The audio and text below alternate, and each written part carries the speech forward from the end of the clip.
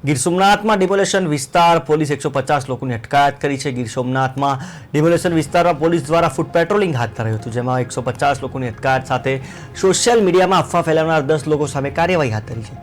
પોલીસે લોકોની ખોટી અફવાઓ તથા સોશિયલ મીડિયા દ્વારા ખોટો મેસેજ કે કમેન્ટ ન કરવા અપીલ કરી હતી। દેખીતું છે કે ગીર સોમનાથમાં ડિમોલેશન કાર્ય પૂરજોશમાં ચાલી રહ્યું છે, ત્યારે પોલીસ એક્શન મોડમાં દેખાઈ રહી છે।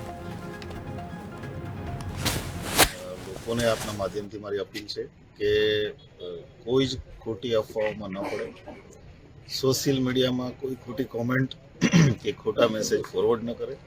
અમે ઓલરેડી 8-10 જણાને એ બાબતે ડિટેન કર્યા છે, એની સામે કાયદેસરની કાર્યવાહી કરી રહ્યા છીએ અને પોલીસની ટીમો, સાયબર ટીમો બધી એક્ટિવ છે।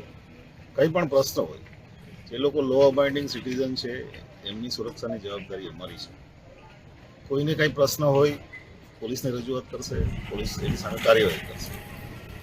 જે લોકો લો અબાઇડથી આવતા એમને ચોક્કસ ડરવાની જરૂર છે અને એ અમે એમની સામે કડકાઈથી કાર્યવાહી